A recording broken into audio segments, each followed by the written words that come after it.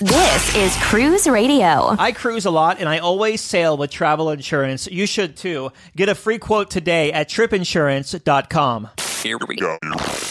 Broadcasting from the tripinsurance.com studios in Jacksonville, Florida. This is Cruise Radio. Hey, how's it going? My name is Doug Parker. Thank you so much for checking out this episode of Cruise Radio. Very happy to have you here, my friend. Coming up on this week's show, a review of Majestic Princess. But first, staff writer Richard Sims with Cruise News. Hey, Richard. Hey, Doug. All right. So we're starting today off with a story about some cruisers being arrested in the Bahamas. Yeah, 5 cruisers to be exact. The details of exactly how all this started are unclear, but police say that 3 women and 2 men were taken into custody on Monday evening. Apparently, it all started right there in the port area in Nassau, the beautiful newly improved port area. While we don't know exactly what they did to wind up at the police station, we do know that once they were there, things quickly spiraled out of control. The police were trying to search the suspects when one of the women allegedly picked up a chair and threw it at a glass door. The glass shattered. Then one of the men reportedly picked the rest of the glass out and tried to escape. 4 police officers were injured, 1 seriously enough to be taken to the hospital. The investigation is still ongoing, and the cruisers remain in custody. We don't know what ship they were from. We don't know exactly how this all started. Part of me is willing to bet that there's alcohol involved, but hopefully we'll get more information and be able to do sort of an update on this next week. Meanwhile, though, Greek authorities arrested a man they suspected plotting to blow up a cruise ship. Talk about just like a potentially tragic situation that was averted. A 37-year-old Palestinian man was arrested on Saturday, I believe it was, on the Isle of Crete. It's alleged he was planning to attack an Israeli cruise ship. The police say that the man was working as an electrician in a local hotel on the island. He kept a very low profile. Nobody really knew anything about him. It's believed he underwent training in how to make an explosive device. He was arrested as part of a larger investigation, which saw 4 other guys arrested a few weeks earlier. Apparently, all of them had attended the same training sessions on how to use kind of easily obtained things that you can get on the internet to create IEDs or improvised explosive devices. It's very unclear why police believe that this guy was targeting a ship. I did quite a bit of research, and none of the stories I read explained how they came to that conclusion. They do talk a lot about various things that were found in his apartment, but none of them mention the ship. So it seems as if there must have been something amongst all of that, or maybe conversations that they were monitoring. We're not sure. But somehow they did come to the conclusion that this was the goal of the plot. The arrests came as tensions are high in the region, and there have been recent protests against Israeli-owned ships, including the Crown Iris, which it's been speculated may have been the target. Yeah, so they said in the Greek paper that they confiscated devices. So maybe they connected the dots through their technology, whether it be a smartphone or WhatsApp or whatever, Yeah, maybe. But this was a pretty serious, obviously it was a very serious situation, but apparently they had evidence that it gave them the belief that it was a cruise ship that was being targeted. And a Florida woman is suing a cruise line after tripping over a fellow passenger's mobility scooter. Doug, I don't know if you've heard, but we now live in a country where nobody has to take responsibility for their own actions. That's pretty much the only way I can explain why Florida resident Colleen Parsons is suing Royal Caribbean because of injuries she sustained on Jewel of the Seas. So Parsons claims that as she was walking through the casino, someone bumped into her. This caused her to trip on a mobility scooter that was parked near the gaming tables. Basically, she claims that Royal Caribbean was negligent for everything from not properly monitoring the use of scooters to training their employees on where to place them or establishing. As you read the report, it kind of sounds like she wants them to establish a parking lot in the casino for where people should put their scooters while they're gambling. I mean, we've all seen this. We've all seen, scooters in the casino. You ride your scooter in and you slide into the chair of the slot machine or the table game you're going to play. It's very common. You have to be sort of like anywhere on a ship. You have to be aware of where you're walking. Now, she does say someone bumped into her and started all of this. Royal Caribbean does have policies made very plain on their website and other spaces regarding how those who use mobility scooters can and can't use them, that they need to be out of the way, that kind of thing. It's a $75,000 lawsuit, and Royal Caribbean's response so far has been basically to say that negligence wasn't on their part, but on the part of Miss Parsons. So they basically want to see the suit dismissed. We'll see how this one goes as time goes on. And we have an update which indicates a project that we all thought was, dead in the water as of last week. It just might have a second chance. Very much so. It's kind of surprising. So last week, we told listeners that Royal Caribbean's big plan that they had invested a lot of money in to open a new private destination named Perfect Day Mexico had been shut down by the Mexican government because of various environmental concerns involving, the reefs surrounding, and there's a mangrove forest, and just there were several concerns that were raised by those who were objecting to the project. And as a result, the Mexican government did listen to those complaints and did shut the project down. At the time, Royal Caribbean said they were hoping to find other ways in which to work with Mexico. Well, now comes news that Perfect Day Mexico might be resurrected, but in a different location, which would be less environmentally sensitive. This is a very, very big maybe, though, as a whole lot of details would have to be worked out. I mean, if you remember, they were planning Perfect Day Mexico for quite a while before everything went south. Clearly, this is something Royal Caribbean very much wants to move forward with, as we're seeing all the cruise lines invest heavily in the private destinations. But we're also seeing more and more of these projects, whether it's proposed cruise terminals like the one in, I think it was Miami, or big scale projects like Perfect Day Mexico. We're seeing these projects have to deal with very organized, very large protests, which are designed to shut them down. So, you can pretty much bet that no matter where Royal Caribbean and Mexico say, hey, let's think about over here, you can guarantee that within days there will be people protesting it. It's just a matter of, can they find an area where the protests are not as sort of backed up by facts as were the ones that shut down Perfect Day Mexico? It is interesting if they push it off that property, because Royal Caribbean bought all that land for $292 million. So what happens there? That's a great question. And, they now own this $292 million piece of property.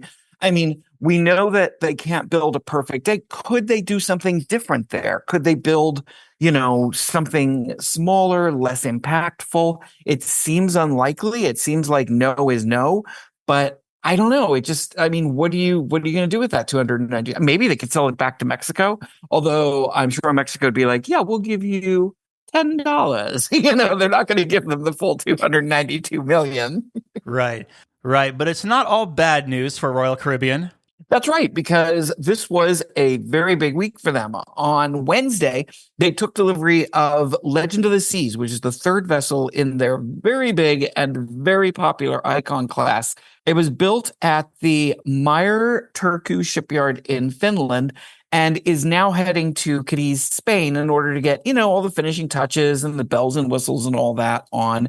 And then it will start welcoming guests aboard in July. Her initial sailings will be out of Barcelona and Italy. And then in November, she'll travel across the Atlantic and begin doing 6-night Western and 8-night Southern Caribbean voyages out of Fort Lauderdale. How big is the ship? Well, she's going to hold 5,600 passengers at double capacity, with a maximum capacity, meaning if every room had as many guests as it can hold, a maximum capacity of 7,600 passengers, at about 2,350 crew members. And yes, you're looking at around 10,000 people, which is crazy to think about. I mean, when they call modern ships floating cities. They're not kidding. I live in Woodstock, and what we consider the greater Woodstock area has a population of around 6,200 people, which means everyone in my town could easily fit on board and have room to spare. Certainly fascinating when you look at it like that. All right, listener question comes from Daryl. He asks, how will I know if I am eligible for a bounce back offer from the cruise line casino? I gambled 1,100 points on my last sailing. Okay, it's a little bit difficult of a question to answer for a couple of reasons. One is that he doesn't say exactly what cruise line he was on. And of course, it's really different on every cruise line. In fact, I was just reading about one line that is in the process of updating how their entire point system operates. And I believe it's Carnival has just rolled out a new system on their ships that's going to sort of change the way things are measured. So it's a little bit tough to tell, but I will say this. At 1,100 points, typically, you're probably not going to get like a free cruise offer. You might get a good offer for, say, we'll throw in drinks for free while you and a partner are gambling, or maybe we'll give you a cheap room, or maybe even a free room, but it's going to be like an inside room. It's going to be on a less desirable sailing, on an older ship, that kind of thing. Your points need to get up quite a bit before you wind up getting sort of free offers. One thing that's kind of interesting is that you are more likely to get offers and to rack up more points on slot machines than you are on table games. Table games, there's that pit boss who's wandering around and he's kind of keeping track. Oh, he put $100 down. He put $100 down. But it's hard to kind of keep track of that, really. Whereas you put your card in a slot machine and you know exactly how many points you have earned. It says right there on your card, the little thing comes up and it'll say, in this session you've earned, and then you can see your total points. So by the time you get off the ship, and if you've got a good number of points, go up to the casino, go up to the cage where they hand out the cards and all that, and talk to them and say, listen, this is how many points I accumulated during this cruise. What can you do for me? Sometimes when I was on a Norwegian sailing last year, I didn't think I had all that many points. I'd spent a lot of time gambling, and they do keep track of how long you're gambling and how much money you've put in. And how much you cycle through, meaning if you put $100 in and every time it pays out, you keep putting that back in, that continues to build up your points. So I had done a lot of that, and I ended up getting an offer for a free cruise. This was Norwegian, and I'm going to be taking it in August. They offered me like an interior room. I took the offer and am now upgrading it to a balcony. I just pay the difference. But you never know. Sometimes you go up and they're like, we'll throw you a steak dinner, which if you do it on the last night isn't really all that great because you probably have already eaten dinner. Keep track of your points and go and see what they are like the day before, so that if you're going to get something like a free dinner out of it, you have time to take advantage of it. The easiest way to know if you're going to get an offer is to sort of do a little research in message boards and things and see what standard people get. Or just call the cruise line, and especially if they have, like Norwegian has casino at seas. I can't remember exactly what Carnival's casino program is called. But Players Club, right? Players Club, yeah. There'll be a number online. Call them, tell them, and they'll take a look at your gambling and how not only your points, but how much you gambled, how long, that kind of thing. And they'll make you some kind of offer. Or you can do like I did and just email the cruise line. I emailed Virgin and said, hey, do I have any offers? And they quickly said, absolutely not. So sorry, Doug, your $10 does not get you anything. I guess not. Yeah. All right. If you have a listener question, drop us a line, comments at cruiseradio.net. Staff writer Richard Sims, as always, thank you. As always, thanks for having me. Just back from a cruise? Let's talk about it. Email Doug at cruiseradio.net. A big question we get at Cruise Radio is, how do I know if I need trip insurance? Simple answer. If you're getting on a plane, taking a road trip, or getting on a cruise ship, you need to have travel insurance. Hey, it's Doug Parker from my friends at tripinsurance.com. Not only does tripinsurance.com protect your vacation investment, but it also gives you peace of mind in case anything were to go wrong on your trip.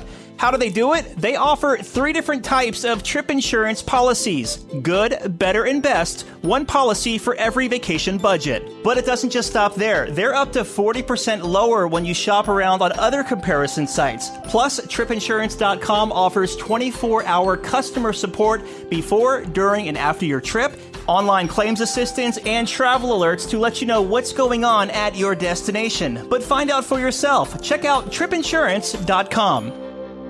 Have a tip or a lead on a news story? Let us know. Email tips@cruiseradio.net.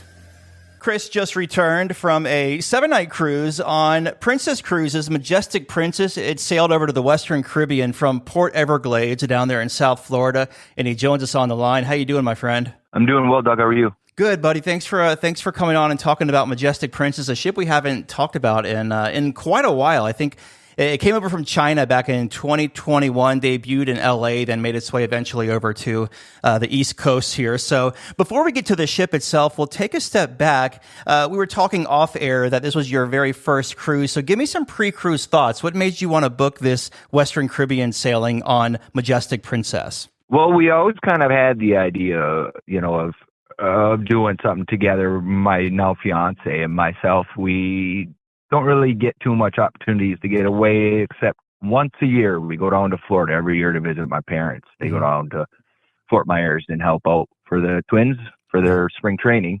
Nice. So we knew we had a trip planned to Florida in the spring. Well, as one tends to do, we were watching Netflix, and what shows up but Poop Cruise and Amy Bradley is missing. Well, that's what we decided we were going to do during our little trip to Florida, take a cruise. And that's basically what set it off. Just did a lot of research and listening to podcasts like yours, various other outlets, and just decided a cruise was what we decided to do. And then going with Princess, what was I'm just curious of like the thought behind that, because that's not really known as an entry cruise line. Normally it's like Royal Caribbean, Carnival, or Norwegian. What made you decide Princess? Yeah, especially maybe for somebody of our age, we're early 40s. Mm-hmm. We were looking for something a little more relaxed, something that didn't have a whole bunch of kids. Not we're against kids. We were just looking for something a little more chill and something that we could just relax on it instead of having all the water slides and all that other stuff and thrown into our face. And we just thought Princess with their packages and things like that. The itinerary maybe wasn't 100% what we needed. We were looking for some sort of Mayan ruins. Mm-hmm. So that's in a way what we chose Western Caribbean for. But basically, it was just listening to folks like yourself, different reviews, and picking and choosing what we were looking for in particular. I thought you were going to say, well, Poop Cruise was Carnival, so that was out, and Amy Bradley was on Royal Caribbean's Rhapsody of the Seas, so Royal's out there, so we're going with a different one, but very cool. So you make your way down to Florida, you go to board Majestic Princess. How was that boarding process? And I'm curious, did you get the Ocean Medallion in the mail before you embarked? We did. I think they sent it to us. It was probably 2 to 3 weeks before we had left. Mm-hmm. We got our medallion in the mail. And we, like I had mentioned, stayed with our parents before, so we got dropped off at the cruise port, which was excellent. I mean, there was quite a line to get into the port, but driving in wasn't really an issue. They guided everybody through pretty much. My dad dropped us off right at the front of the terminal, dropped our bags with the porter, and we were pretty much walking in, right from there. We didn't have much of a wait. I'd say maybe 15 minutes, I think it was probably 15 to 20 minutes in the car, 5 minutes, 10 minutes, not even through the security. And we got there maybe about 9:30. I think they were planning to board at 10. So really, we waited in the lounge 45 minutes, maybe an hour before we boarded. So probably it was about an hour and 10 minutes until we were actually on the ship.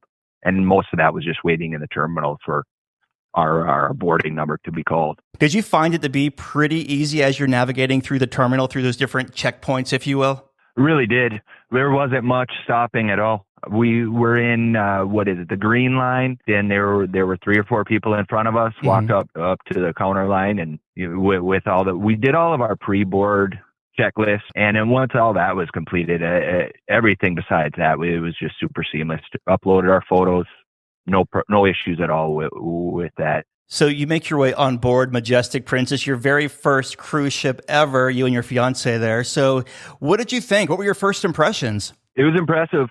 We watched a lot of videos and things like that on the various ships, and like everything, the videos, pictures, they don't do it justice. It was just impressive. Beautiful layouts, the gold and the marble looking, it was real high class. Yeah. And just walking a little bit lost right away, being first time on a ship like that, but just walked in, I guess, like we knew what we were doing, found a bar, had a video to watch for our muster. So we ended up doing that just through the app, grabbed a drink, sat down. I think it was 15 minutes. Maybe one thing to watch for, I guess, that I had, it didn't fully register that I watched the video the first time. So I ended up having to watch it a second time. I don't know if that's something that people need to watch for. But otherwise, after that, I just walked right to our muster, and we were good to go with whatever we wanted to do on the ship, and waited around, 12:30, I think, by the time we started walking up to our stateroom was, and we didn't get any notifications or anything that the staterooms were ready, but I know ours was ready at that time. So from there on, just walked around and tried exploring the best we could. What kind of stateroom did you book for this cruise, and how did it stack up, and what did you think of it throughout your voyage? We had booked in the reserve collection a mini suite. It was really nice. Deck 14. With kind of my research, I wasn't sure if that was high, that we were going to feel a lot of the motion, more of the side to side stuff. I wasn't too sure about that, but overall, it was great. The room, it was real impressive. Clean. I really did enjoy the closet area that they had. Felt we could put everything in there. Bathroom was great, full tub. Did have the shower curtain. I hear a lot of people complain about the shower curtain.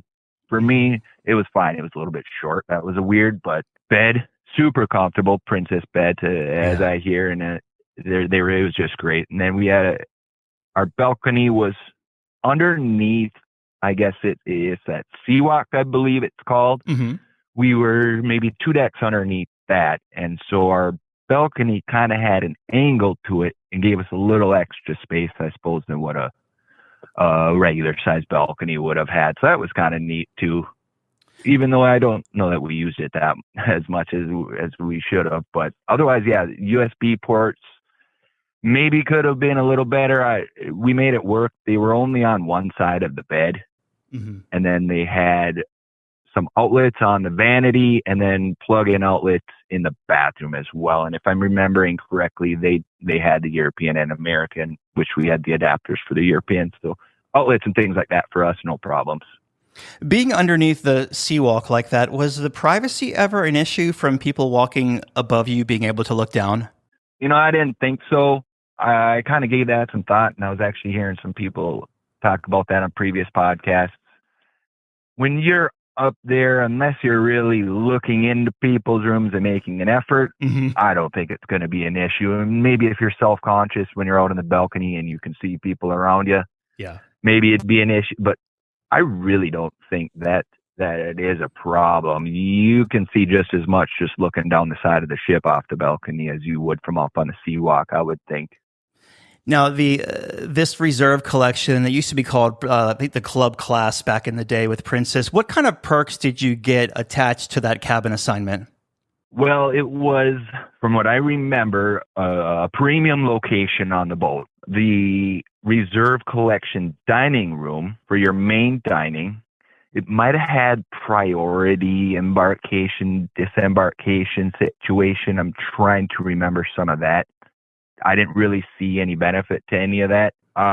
For me, the main perk of it would, besides maybe just a regular mini suite, would have been that reserve collection dining room, which with our package we ended up going with the premier package only used that dining room one time. So I suppose if a person was planning to do a lot of main dining room stuff and you want it, maybe a little upscale because they included a different menu from what I understand, then the main dining room's kind of an upscale menu. Probably then some of the other things that was really, from what I remember, about it for the reserve collection. Was there any kind of, like, if you're booking a suite on Royal Caribbean, you have like access to a suite lounge, or on Holland America, you have access to the Neptune lounge. Was there any lounge access? Not for us. They were not allowed in the lounges. That was only for full suite and above. Gotcha. And I kind of question that, even being in that reserve collection, paying a little more of the money, being in the mini suite reserve collection, we still didn't have access to that lounge. Mm-hmm. I don't know. I thought that was maybe something that they could have given access to anybody in the reserve collection, but it wasn't an issue for us. Let's talk about the food on board this cruise on Majestic Princess, and we'll start at the buffet, which is the World Fresh Marketplace. What were your thoughts of the food and the selections up there, and did it ever feel too crowded during your sailing? Thought the selection was good. Layout, it was also good. I did get a little bit confused. They would have the almost, I don't want to call two sections, but in a way, two sections. It's kind of split up by a big bakery and some goods in the middle, and then they had lines kind of on different sides. There was different sections that had different varieties of foods in each of these sections. Mm-hmm. What I found sometimes, I would be in one section, and it would all look kind of the same as maybe the back section. And then when I was trying to find my seat, I'd get a bit confused. Oh, am I port or am I starboard? That sort of thing. That was the only thing confusing about layout for me personally. Otherwise, the food, there was one time when I'd sat down there when I wasn't all fully impressed. Maybe it was just what I took from the food. It maybe felt like it just wasn't there for me. It was a little bit cold, might have been sitting a bit, but then I went for a second plate and it was a little bit better.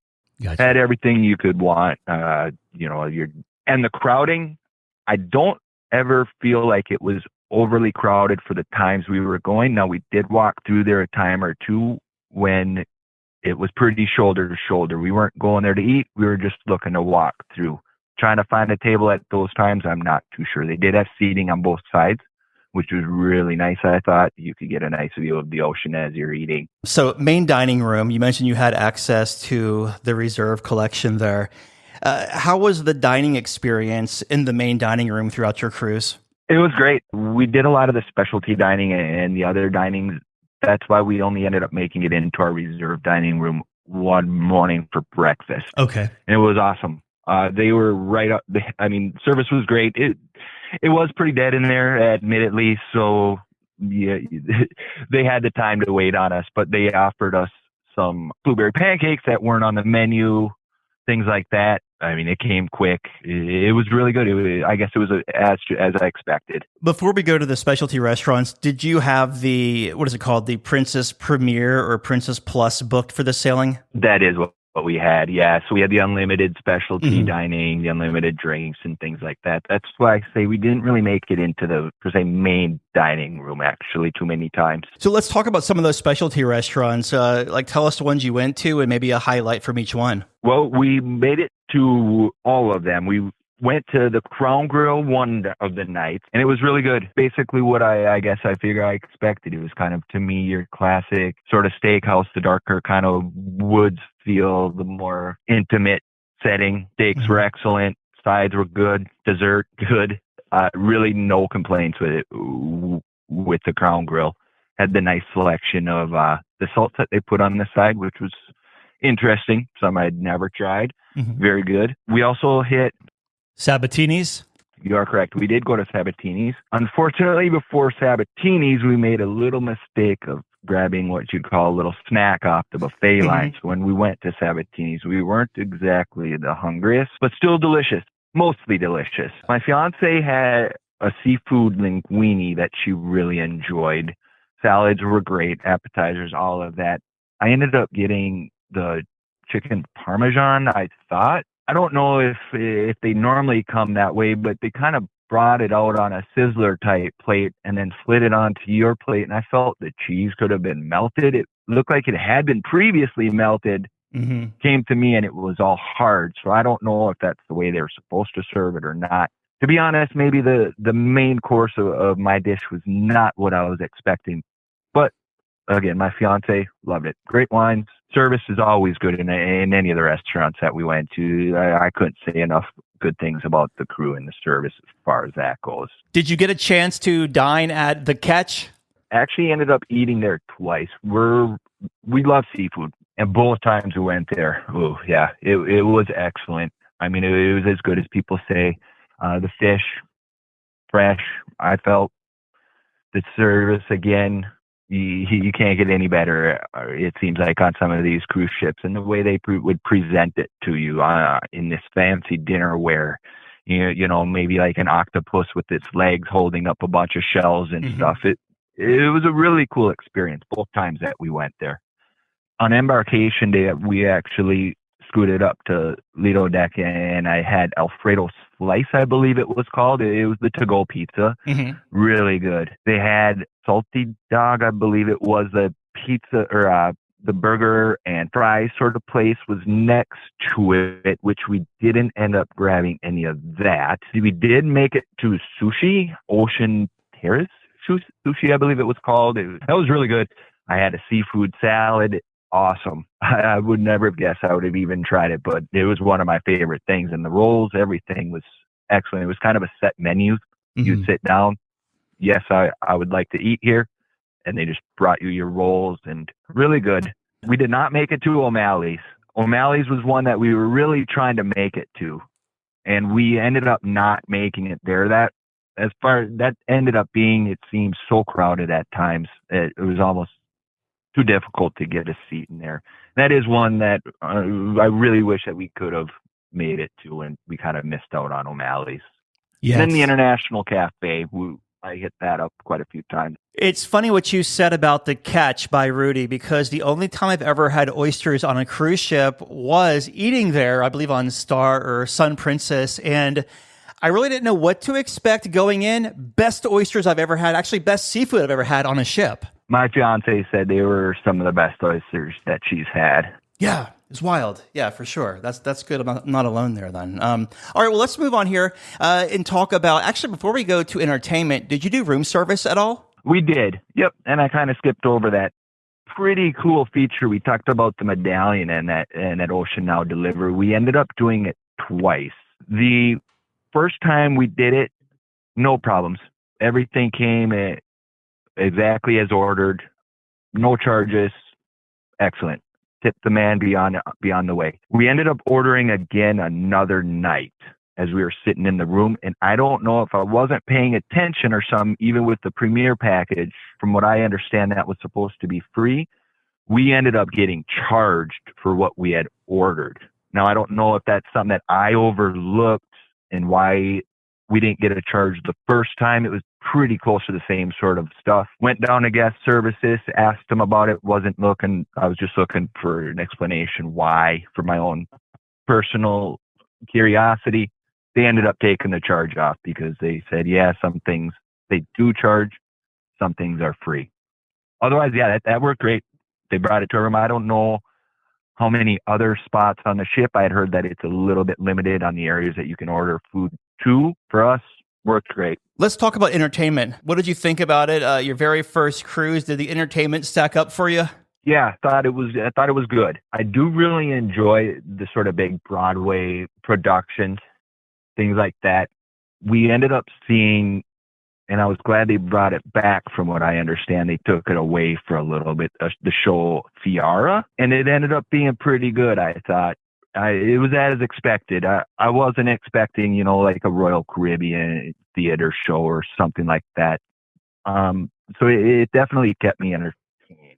Mm-hmm. Admittedly, I end up dozing off any show I go to, and I've been to Cirque du Soleil in Vegas, things like that. Problem I have. Right. Very minimal nodding off at these. It seemed to have a story on Fiara. Maybe I wasn't following it, but the singing, the costume changes, the stage production, it was all basically what I expected. It suited for what we needed at the time. We also seen a Fantastic Journey, I believe it was called. Mm-hmm. And that was sort of a musical production with dance and the costume changes, but then they incorporated a lot more futuristic tech they had advertised it as. And they did. There was a point where they had a bunch of drones in sequence doing a dance with the singer. And it was pretty cool. The graphics they would show on the screens in the back, different things like that. They had lots of singers and stuff just around the ship. I mean, I remember Crown Grill having kind of solo acts. They would have people in the piazza singing and doing the different dance classes and things like that in the piazza. And then you'd hear the Irish music coming from I believe it was from the pub. I'm guessing is where they were playing in there. But otherwise, yeah, the entertainment, I thought it stacked up good. The bars, everything was good. They had a great after bar, I thought. Found ourselves hanging out there quite a bit. Having seen shows in Vegas then, what were your thoughts of the show theater? I know it's a lot smaller, obviously, on a cruise ship, but your thoughts of any obstruction or anything? Not where we sat. Fortunately for us, with the premier package, we were allowed reserved seating, mm-hmm. and that was pretty much main floor center right up kind of front. So we didn't have any issue. And I'm not really sure that there would be a terrible seat in the main theater itself. It all seemed to be pretty well, mm-hmm. Had a line of sight from wherever you were sitting. Yeah. And as far as getting in and things, like I said, with that reserve seating, I don't know. I believe that that last night of the show, we showed up probably 10 minutes before the show and we didn't have troubles getting in at all. How were the sea days as far as crowds and congestion? I thought that they did a really, really good job with keeping that controlled. There was maybe 2 times that I remember, wow, there is a lot of people on this ship. Otherwise, I really didn't feel like there was overcrowding anywhere. Really didn't have to wait too long for any of the bars. Any of the restaurants really didn't have any sort of a wait. You could generally find, maybe during peak times, it was definitely harder to find a spot at the pool area or something. But there was lots of places to sit around. The Hollywood Conservatory was kind of an exclusive little spot that I'm not sure a lot of people seem to go into for whatever reason it was. That was kind of a nice little private area. Otherwise, if pool deck area was crowded, find ourselves up with just a deck higher, and there were plenty of loungers. The casino, I want to ask you about the smoke situation in and around it, because this class of ship is known for having really smoky casinos. And I believe on some Princess ships, you can only smoke in the slot area, but the table games, where the tables are, you cannot smoke. So what did you think of the smoke situation on Majestic Princess? Yeah, there was definitely some smoke at times. And you're right. They have it kind of split up. There's the smoking section and non-smoking section, but there's really no split between the two. Yes, yeah. They have a line of tables, but the smoke is going everywhere for people. Mm-hmm. They have, I believe, is what I would think is like ventilation, I don't know, pillars, maybe you want to call it. Look like to me kind of set up between a bunch of the slot machines. And for how many people were in there smoking at times, it seemed like they did a decent job at controlling what they could. They had doors that would lead to the piazza glass doors.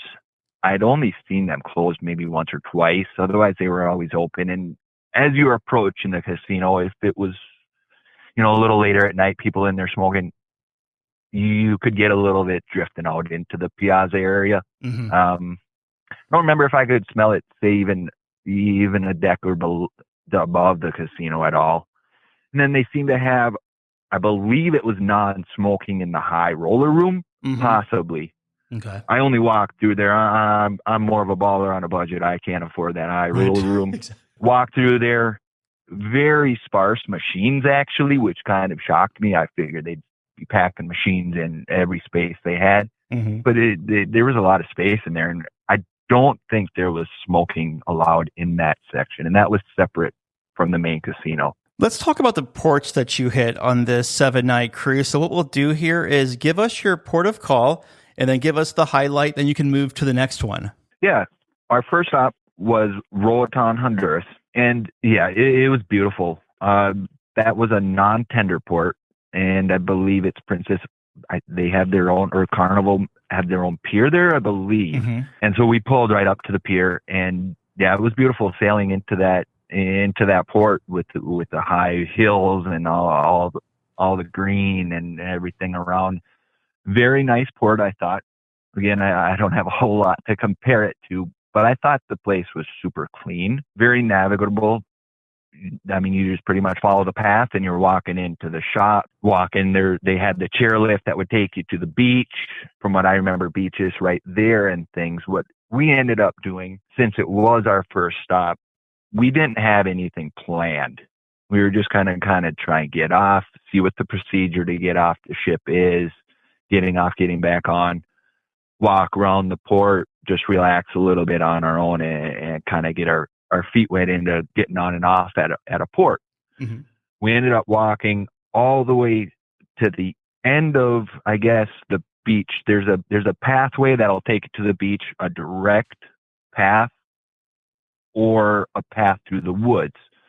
We ended up taking that little trail off through the woods, which was really nice. There's a lot of shrubs, different flowers. They got different decking area overlooks that you can kind of get a better view of the landscape and things. And I think maybe it's an extra 10, 15 minutes onto your walk or something, depending on how fast or whatever you do it. But yeah, we really enjoyed it. We ended up walking all the way to that path and took the beach and just kept walking all the way to, I guess, what you'd call the end of the walkway. We had watched a few videos on some snorkeling areas and sort of a maybe less crowded area all the way at the end of where you can walk. And that's where we ended up going. There was a nice bar back there. They had some beanbag games. They had bathrooms back there, a bunch of loungers, things like that. It seemed to me that it was less crowded in that area. Water was beautiful, beautiful day. Didn't spend a whole lot of time at the port. We're from Minnesota, so the sun really does a number on me at times. Mm-hmm. Ended up kind of calling it a little bit earlier, spent a few hours out there, did a little bit of shopping. There's plenty of shops at this port.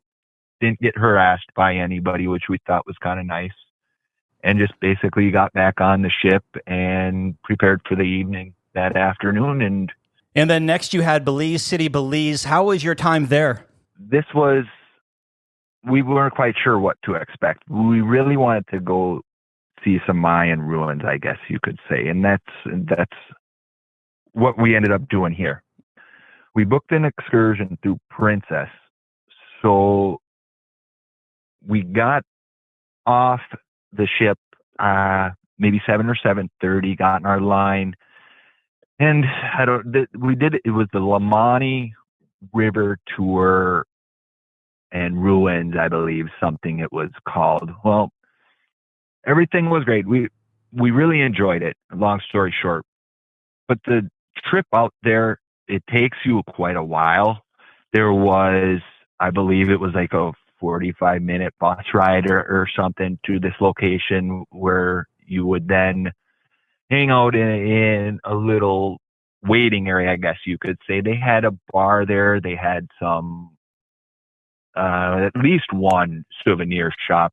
They had some nice plants outside that you could walk around and take photos, things like that. Hopped onto the boat, and it was probably another half hour, 45-minute boat ride to the actual site. It felt a little bit rushed at times because it was quite a distance from the cruise port. The ruins themselves were amazing. I mean, where else can you see something like that, I suppose, and just the history behind some of this stuff. Tour guides, great, really good. Just followed you around, and you were with the group, but kind of on your own. You could go off and explore a little bit, but then it would be time to go, and you'd kind of go to another site within this total complex. One of the ruins they actually let you kind of climb up on, and there was good photo opportunities, things like that. Polar monkeys they had, beautiful plants. And then on the way back, they took you back through that sort of waiting area. And I really kind of wish that they had a little bit more time because we were a little bit rushed too. There ended up being a few more shops on our way out that I maybe would have liked to explore because they maybe seemed like more local and authentic type as opposed to what you've seen at the actual cruise port. And then they bust you back to the cruise port. Had a great time, but wow, did that get long on the way back.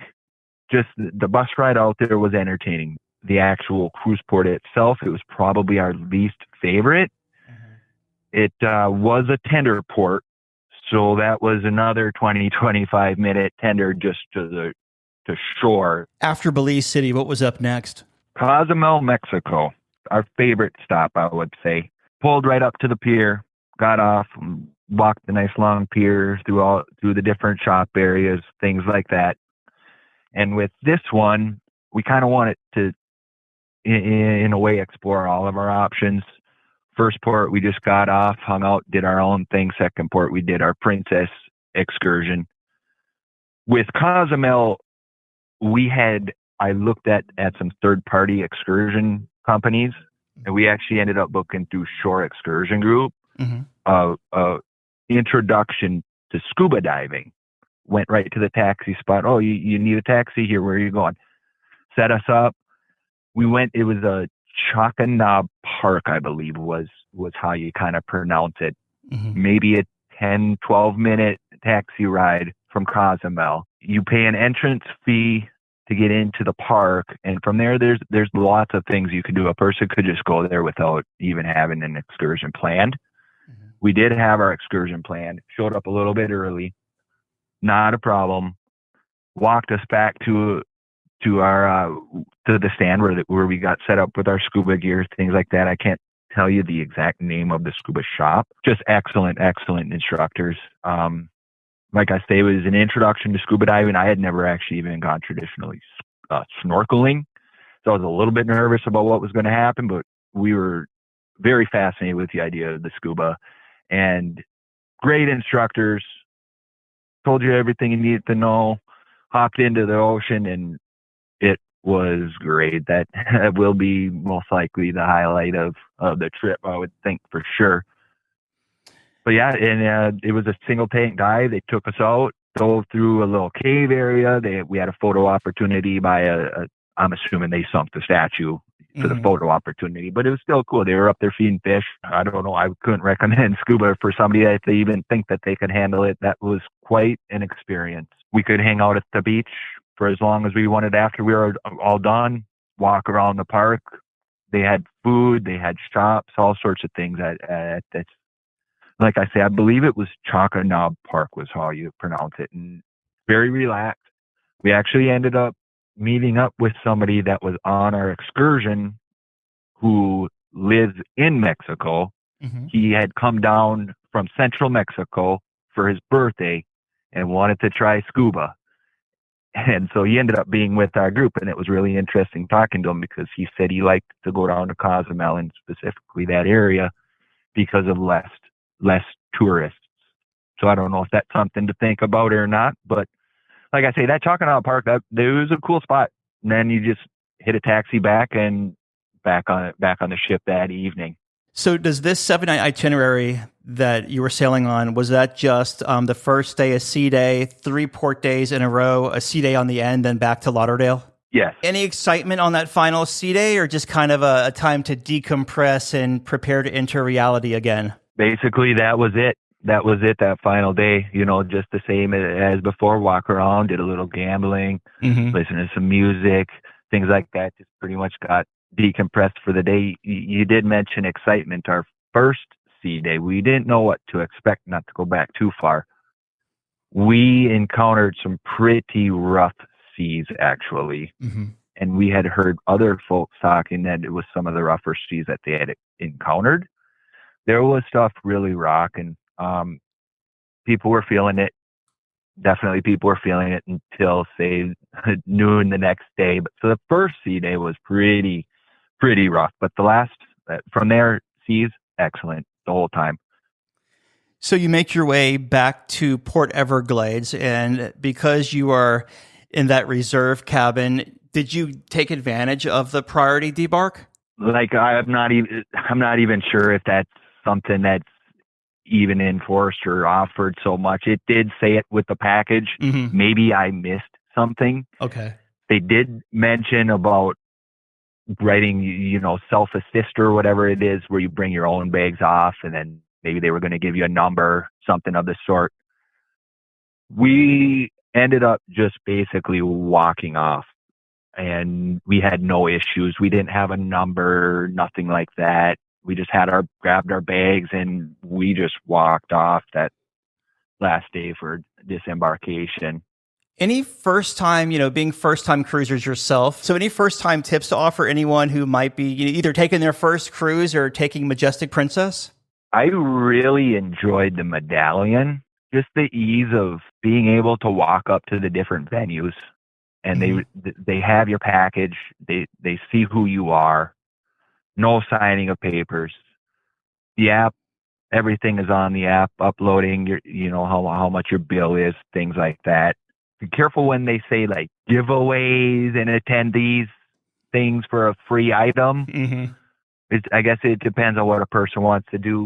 We got hooked into, say, that the FE sales pitch. Yeah. Oh, come on over and have your chance at the free item, and then you sit there for a half hour, whatever it is, while they give you the sales pitch. So if you're not looking for that, just be mindful of that sort of thing. And just watching all the videos, listening to podcasts like yours, things like that, really gave me a good idea of what exactly the different lines kind of offered. And then from there, we just chose what I guess fit it for us. Mm-hmm. And reserving things through the app, I felt, is probably a pretty big one. I would find at times, even after I reserved something, I unreserved to maybe look for a different time. And when I would go back to try and get that same slot, it would already be gone. So I think bookmarking, making your dinner reservations, anything you can do before is a huge plus. Looking back here, what was the biggest highlight of your first cruise? Well, Doug, maybe I left something out. Probably getting engaged. Nice. Congrats. Yeah. First night, I wasn't sure when I was going to do it, but first night, pulled the ring out, and it was just time. After that whole FE speech that they were giving us, trying to get us to buy $40,000 rings, I figure I better get this done before we ended up getting another ring. Right, that's awesome. But yeah. In all seriousness, that was part of it too. To get the engagement off, have something special like that. Cruise related, it would have to for certainly be the scuba for me. Just that whole experience, getting, what is it, the second, I believe, largest coral reef in the world or something. Mm-hmm. Not that we've seen a lot of the coral reef. You'd probably have to get out somewhere, away from the beginner section to see anything. But that was really, really cool. And I don't know, honestly, it's maybe a cop-out, but just the whole thing, man, the experience of it all, it is just unforgettable. And I couldn't recommend a cruise more to anybody. Nice. For the price you paid, looking collectively, the price you paid, was the value there for this? I do think it was. Now, that being said, I'm not sure for us personally that the reserve collection is. Like, with having that premier package, we definitely wanted to take advantage of the specialty dining. So we didn't hardly get into that reserve collection dining room, which is probably one of the bigger perks, I would think. The location of the room and the room size, I'm guessing they're all mini suite is a mini suite, right? The location is maybe prime, they call it. Mm-hmm. Maybe it was, maybe it wasn't. I don't have anything to compare it to. But we also really enjoyed the premier package. For me, looking at some of the other prices for what you get through Princess, we just felt that value was really there. To have the ability to just get whatever you wanted, when you want it, and not have to worry that we were going to be charged was what we were looking for. And we were able to take care of everything all up front. and not have to worry about a big bill at the end unless it was something that we knew that was coming, which there ended up being some. But it's, the value as far as I'm concerned, I really enjoyed Princess. And your final thoughts of Majestic Princess, the ship itself? Great ship. We had hit it when was it 2017 or something? I believe it was built on. I'm not sure. Maybe it was a little older than that, but it's going on a decade now at least. But it had just come out of dry dock. I believe it was summer of 2025, and everything was clean and it looked great. The ship itself. I mean, there was a time when I was up in the middle of the night, 2 or 3 in the morning, and they were out there polishing floors. When you see guys walking around with little tiny paintbrushes sweeping off the 1-inch ledges on some of these railings and stuff, you'd go through the elevator shafts and you wouldn't see any dust in the elevator shaft. I don't know what they got going on, but they know what they're doing, it seemed, and shout out to all of them. We've been talking with Chris about his 7-night cruise on Majestic Princess out of Port Everglades. Chris, thanks for your review, my friend, and congratulations on the engagement. I appreciate it, Doug. Thank you very much for the opportunity here. I always look forward to hearing your future shows. All right, Dougie, let's see what we got for you, buddy. Cruise Radio is produced at the tripinsurance.com studios in Jacksonville, Florida. Get cruise news, ship reviews, and money-saving tips every Thursday on Cruise Radio. If you've enjoyed this episode, please subscribe to the show. If you want to help spread the word, give Cruise Radio a 5-star review. Find Cruise Radio where you listen to your favorite podcast or online at cruiseradio.net. I'm your announcer,